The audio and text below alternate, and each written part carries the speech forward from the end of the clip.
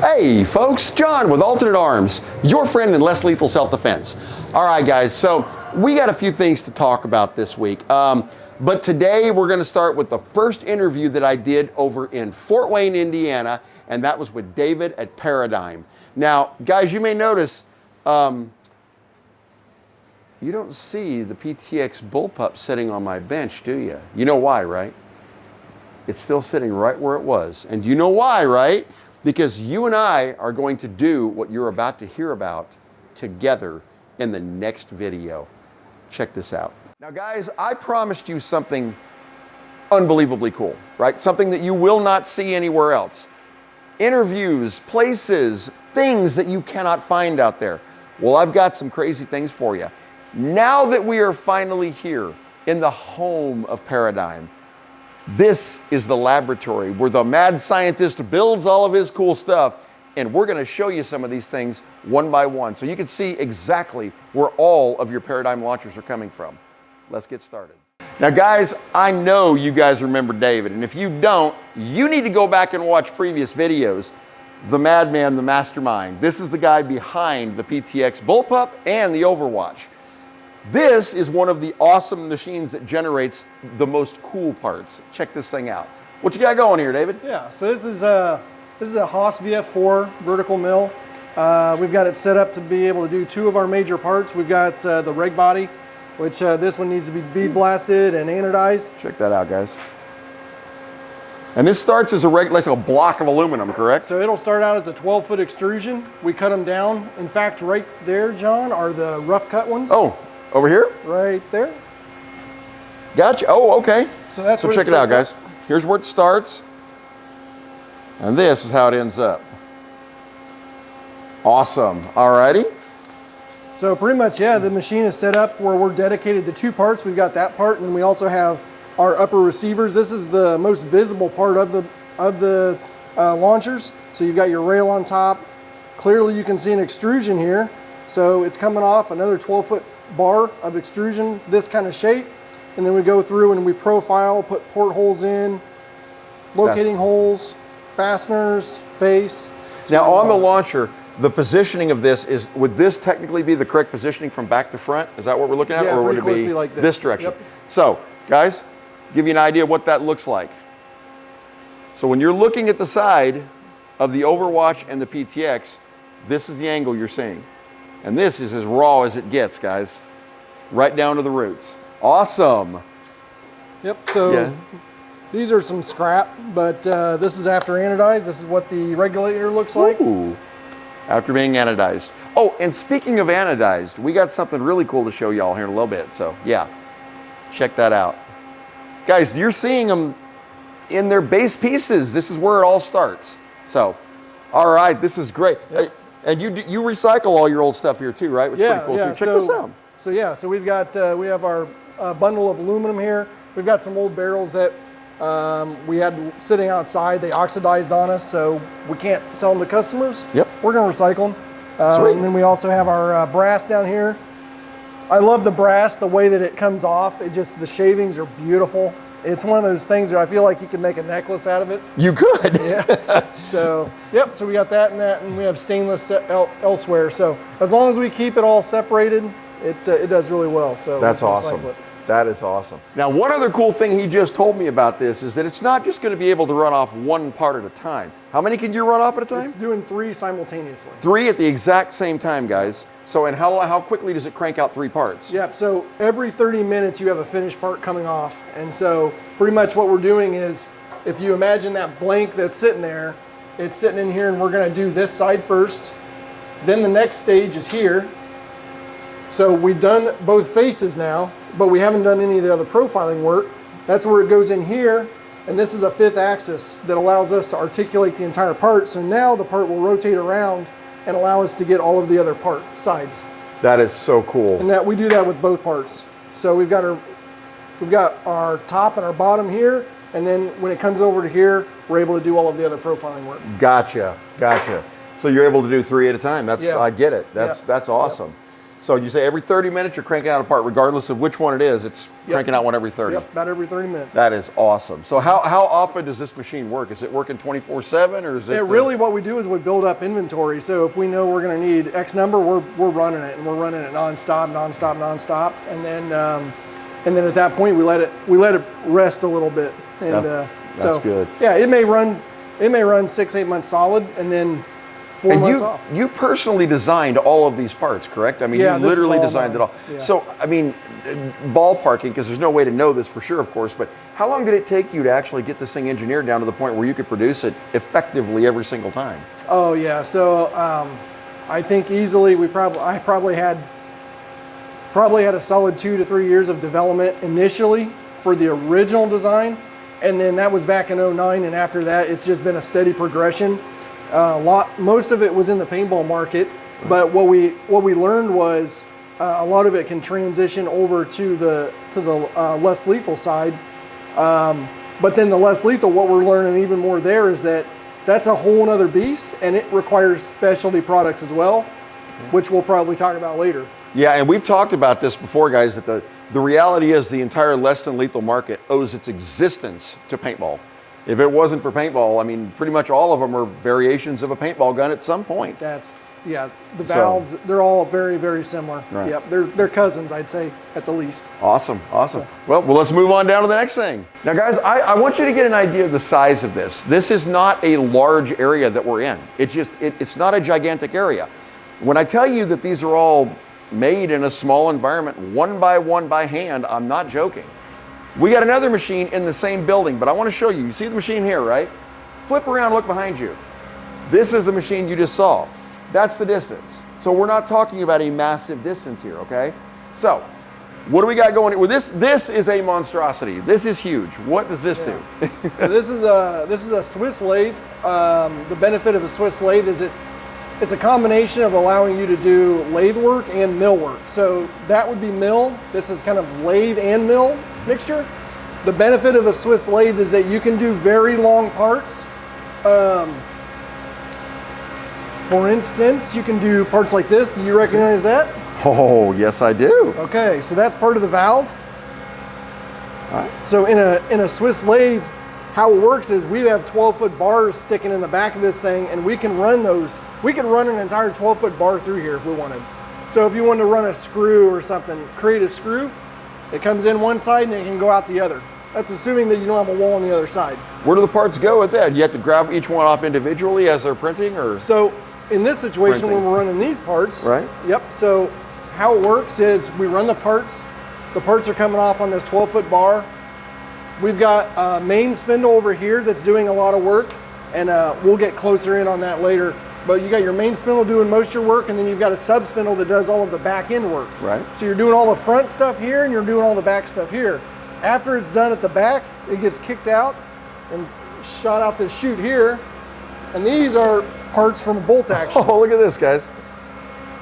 It kicks right, bolt action. Yeah. Oh, well, we need to talk about that. Yeah. That caught me off guard. All right.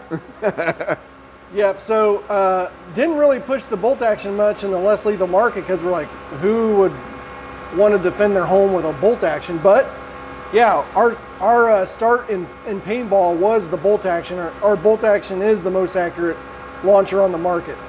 Do you also gain any more power since you're not having to cycle an entire mechanism? No, actually, no. I mean, you're probably pushing 20 joules most. Okay. 22 joules, somewhere in there. And it is at 20 or 22 joules though, that is going to put it to where your Karmatech scope is perfectly accurate, right? Or close?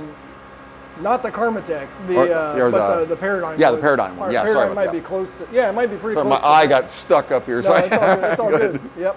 So yeah, I mean that's something we can definitely look at here in the future and show you guys what that looks like. But so yeah, the parts come off there, and then right here's our bar stock. We got it laid out. We've got assortments of stainless. Got some aluminum there.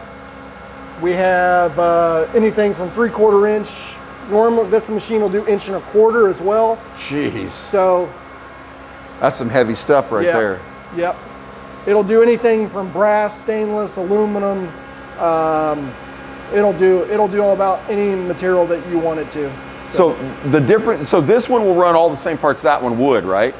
But not as large, or what's the difference? So that's a good question. So as long as your envelope is no larger than 1.25 inches, okay, you can probably run it on this machine. There's a lot of guys that will design their parts to fit this machine that maybe would work best in a vertical mill. Gotcha. It depends on what the application of the part and things like that. Gotcha. So you're not making whole receivers on this one because no, but you could definitely like yeah. I mean, if you like a Remington 700 right. actions, you could definitely make a Remington 700 action on this machine. Yeah. That'd be awesome. Yeah, that'd be awesome. Cool. So well, let's move to the next thing. All kinds of toys in here, guys. Yeah. So kind of as a token of appreciation for you guys coming out, we went ahead and set the machine up just specially for something that we know that this market would go for. Right there, this guy right here. What? So this is actually not a complete one. The complete one's right back here. Oh, guys, is that what I think it is? There's a complete one. Y'all recognize that? That is ammo. What size is this? That's a 685. 685. You'll notice that it's channeled, and you've got 2 O-rings in here to bite down on the rifling that is inherently in both of those rifles. Weight, what do you think the weight is on that? 5? Yeah, I'm thinking 5. I'm thinking mid 4 to 5. Yeah, right in that area. Check it out. Flat for the impact value, so you're not going to get penetration. But on the back, you're hollow for grabbing that air and sending it down range, and this will give you the rifling on it.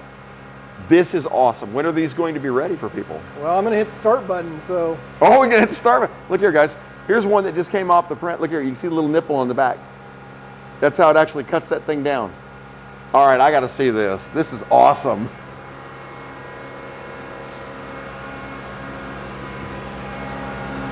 All right. Is it too much to say I'd love to have one of these at my house? I'll let her sit over here. So I'm not going to run the machine with the door open, but I'll just kind of give an example.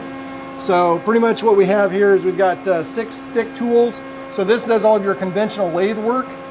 And so what we're going to end up doing on the front side. Okay. Yep. So this raw material is coming out like this. We're going to go ahead and face it, and then we're going to do this profiling work. Then we're going to do the grooves, and then the sub. So this is the sub. You can see the other parts sitting in the back of the sub. It's going to come over here. Right. We're going to face with this boring bar, and then we're going to drill out the back of the hole using this end mill right here. After that, it'll kick over here. It'll kick the part out. The part will come all the way down here, and we can grab it. We can shove it in the magazine, and we can send it down to wherever it ends up. Wherever it ends up. All right.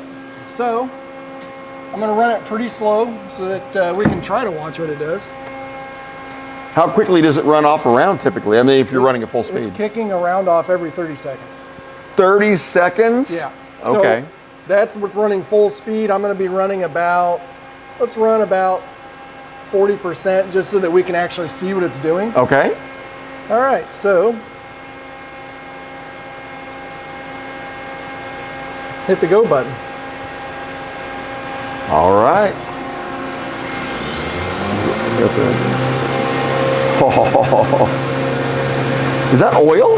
Like a lubricant? Yes, that's so this oil is actually like vegetable oil based. Really? Yeah. It's cutting the part right over there.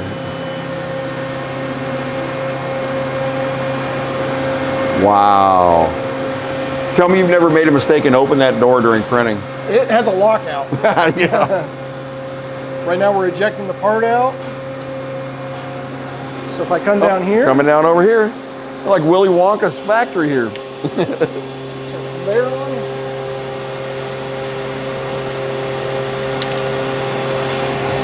Look at that, guys. Holy cow. There it is. So about every 30 seconds? About every 30 seconds it'll kick a part out. So when these are ready, how many are you going to sell in a package? Boy, that's a lot of questions. I don't know. We gotta I have not done any market analysis So think yet. about that. Like I know ZRAM out of Germany does a lot. I think normally isn't it like 15 to a case or something? Yeah, and I'm thinking that it logically, I mean, everybody can back up on this. I'm thinking it would probably be one magazine load, right? Okay. That's what you'd want to do, fair. right? That way they've got a full magazine of them, and then price accordingly, because people are going to love these. Sure. And I'm wondering if these would be able to be staggered with like some sort of a pepper round. That ran off way faster than I expected. Yep. So right now I had the front pause. You can go back over there maybe. And what we're doing there is we're cutting the grooves. So the O-ring grooves, we're cutting those right now. Okay. And so what it does is it's adjusting the RPM of the machine based on the diameter that it's cutting. See, it's grabbing that round. Yep, it's grabbing it, syncing both sub and main simultaneously, bringing the cutter in. Cutter's gonna come down. And that's what's cutting that little nipple on the back, right? Yep. The pull, yep. So now, It's got the round right in there. You see the back of it? so I'm gonna go ahead and, okay, I'm gonna kill coolant. Open this up. All right. So now the And there it is. That's there. the back of the round right there. See it right there, guys. Then that round would come forward this direction, and that little drill bit right there would actually knock the hole in the back of it. Then it would spit it out, just like you saw. Wow. Yeah, I definitely need one of these at the shop. Okay, maybe I don't need one of these at the shop. That is awesome. So let's go ahead and get some O-rings on this and send it. Let's do it. Now, guys, you've been in my little firing range up at the flea market, right? And you've seen the 3D printers that are everywhere in there. Now, for me, mostly it's Scully's or speed loaders or something like that for you guys. But these are actually resin-based printers. These are what he is using to all of his stuff, prototype the magazines. Check this out. This is actually resin. That is not plastic. So he's prototyping the magazines out of this, as well as a few little secrets that if he wants to tell you, I'll let him tell you. But if not, tell me about these. Yeah, so the amount of cost to do molds they're so astronomical that we try to be very cautious about. Making mistakes in the molds cost money, no matter where you have them made. So what we do is we actually 3D print the stuff. We actually can 3D print to see what the track outlay is going to look like, twists, anything that's going to bind up the projectile. So this is our Gen 2 on the Karmatech side. Okay. So we proved that out before we ever made the next mold. We had issues with the first generation of magazines. With those, they would tend to bite the projectile a little bit. The first strikes have a nipple on them. Yep. And so the nipple would kind of cause some issues. So we used these to kind of design around those issues. And so once we had a really good design there, then we went to the mold making process. Gotcha. And so we then purchased this one to be able to prove out the Bullpup. So for those that didn't know, so the Bullpup chassis, we actually 3D printed that in here too. The way we did it is we put a seam in here. So we printed this piece and this piece, put them together and glued them together so that we could prove them out. So we did that, and then we actually went and made molds. Guys, you remember on that last video when I told you if you can look at this and it doesn't get you excited, you're probably on the wrong channel. If you can look at that Bullpup and not get excited, you're probably on the wrong channel. I'm just saying. So what he's holding in his hand, guys, is intriguing to me. Now, you've seen both of the magazines that they use. They're pretty large, right? But check this thing out. Yeah, so these are, we call these NATO mags. They're manufactured by First Strike, whatever they're calling themselves now, Ronatus Group. And so the nice thing about these is they have a latching mechanism. Mm-hmm. It works really good for paintball because if the paint sits in there under a compressed spring, it'll dimple, so that and a dimpled round doesn't work well. Right. For less lethal and home defense, I don't know if there's a huge advantage to them, except for the fact that they are NATO, so they'll fit in NATO style mag pouches. Okay. And the other advantage to them is you can run round ball through them. So the platform doesn't have to be dedicated to shaped rounds at that point. You can run You can Both. run a shaped projectile through them. You can see the D port there. Right. But it does have limitations. You can't run VXR rounds through them. Okay. They have to be paintball-sized rounds. Got it. So, but yeah, we're working on an adapter. See the adapter? That'll allow you to adapt those NATO magazines directly to the PTX. Yep. So Yeah. you go vice versa. That is. When are those going to be ready? I know. I'm putting you on the spot here, dude. I You know don't know. that. We'll So see. currently the mags. That is a question. I'm glad you brought that up. So currently the magazines on these. Is there one specifically for shaped rounds and then one for ball ammo, or is there going to be any kind of a universal mag, or how does that work? Yeah, so you can run if the magazine says Karmatech Engineering, it's going to be able to run a round ball, and it's going to be able to run a shaped round the size of the length of a first strike round. So the first strike rounds are around 690, 695. Okay. If you want to go into the less lethal, the pure less lethal rounds like the VXR rounds, those are somewhere around 720. And if you do that, you've got to go with the Paradigm mag because the D port is actually significantly larger. Yeah, you can actually see that much larger it is. Yeah. So one is specific to that application. Okay, so in other words, you would want a mag for each then. If you were going to load heavy on pepper rounds, heavy on kinetic rounds. Okay, gotcha. Okay, awesome. Wait till you see what's coming next. Now guys, the next thing. We have been waiting for at least 2 years for this. Are you ready? You see this little cardboard box right here? Okay, come a little closer. A little bit closer. You ready? This is the volumizer. Now, for those of you who do not remember what the volumizer is, it is what takes the PTX Bullpup from what? Where are we at on that stock? 16, 18? Yeah, 16, 18 joules up to what is it now? 55. 55 joules. That little piece right there. And guess what? There's an entire crate of them here.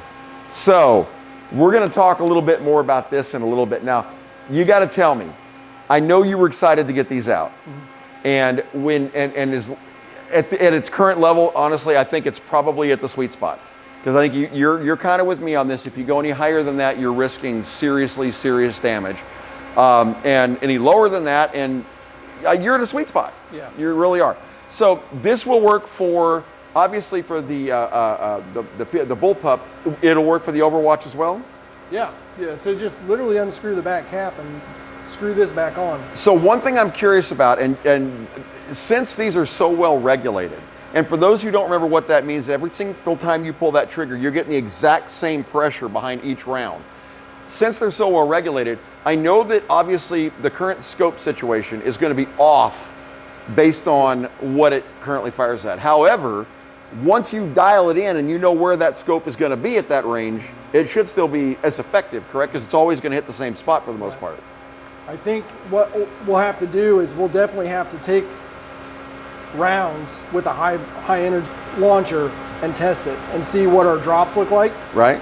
But we're not shooting 1,000 yards, right? Nope. So even if we're off by a couple inches, in the law enforcement side, they never shoot anywhere chest and above. They're always shooting abdomen. Yep. So, you know, if that translates to the home defense crowd, it's not going to make much difference. And on top of that, how many people are going to be shooting incredibly long distance in a home defense situation? Nobody. And that's the reality of this, guys. We've talked about this. If you're in a home defense, you're talking, well, that's not even 3 to 5 meters. You're talking literally on top of you. So you want to be able to dump out rounds as quick as you can, and you want to have that impact value, right?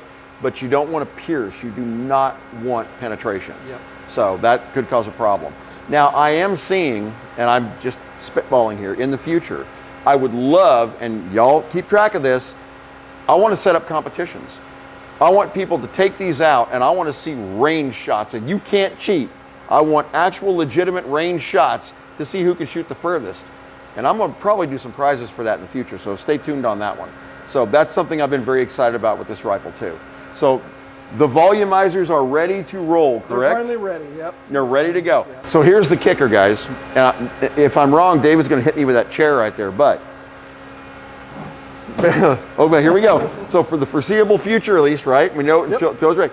The volumizers are going to come as a free add-on upgrade for the PTX Bullpup Overwatch as well? Sure. And Overwatch as well. Which means that out of the box, you're right where you wanted to be. Now, we are going to do a video on this at the shop, and we're going to change out the volumizer and all that, do it all on the video, and then we're going to test it in the shop. But something tells me he's not going to let me get away without knowing what it does. See the smile? You see, I know how this game is played. Yeah. So, all right. Well, this is awesome. I'm excited. Let's go shoot some stuff. Here we go. Now's where the rubber meets the road, guys. So we've got one of those awesome aluminum rounds you guys just saw. If you look down here, we are going to be shooting that. It's got to be, what, 30 yards, 40 yards, 30 yards? 10, 30 feet, 60? Yeah, maybe give or take. But we're going for a board with a tree there. So he's got 1,000 pounds of pressure in that tank. All right, here we go. Let's see what he's got. You can see way down there is what he's firing at. Ooh, I'd love to. You're probably a better shot than I am. Well, and I'm open sighting this guy, so no teasing me. All right, here we go. Aim low. Aiming low. Aim low with this. Here we go, and whoa. Guys, for the first time firing this, you can actually feel this pushing back. That's a little unlike before. Yeah, you can actually feel the pressure on it. You guys can see the volumizer is actually extending beyond the buttstock here too. But we'll get into that. Guys, you hear the power on that thing? I hope you could hear that clearly. First time we've actually shot outdoors on the channel before. But it's a lot louder than it was, and it definitely has some pushback. So, and accurate, very accurate. 500 PSI here. 500 PSI. All right, here we go. 500 PSI test round. You guys see that?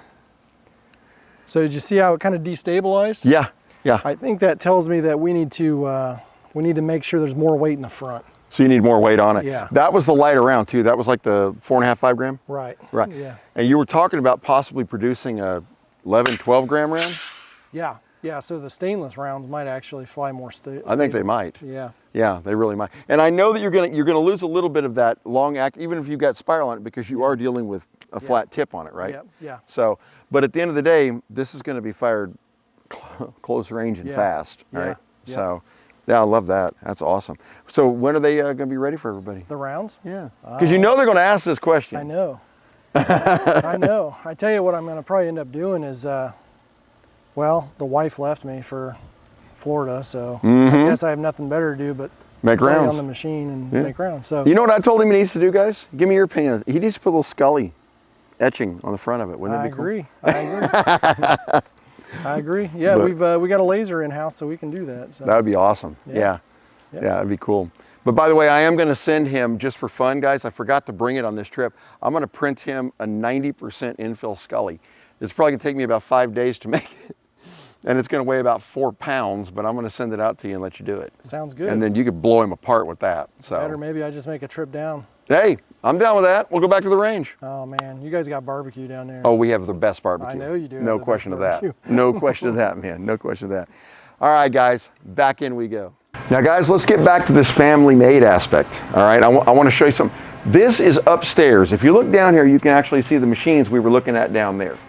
We're actually upstairs in the laboratory right now. Yes, this is actually a winch where they bring up parts in order to assemble them.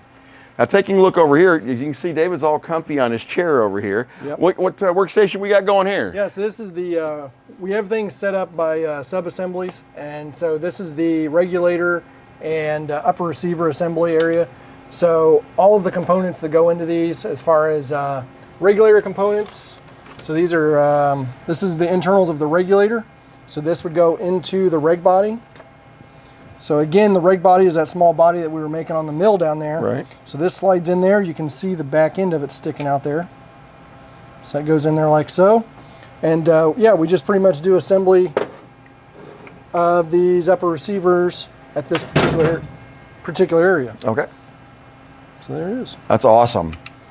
Yep. So upper assemblies go here. Yep. All right. Upper assemblies there, and then this is our semi-auto.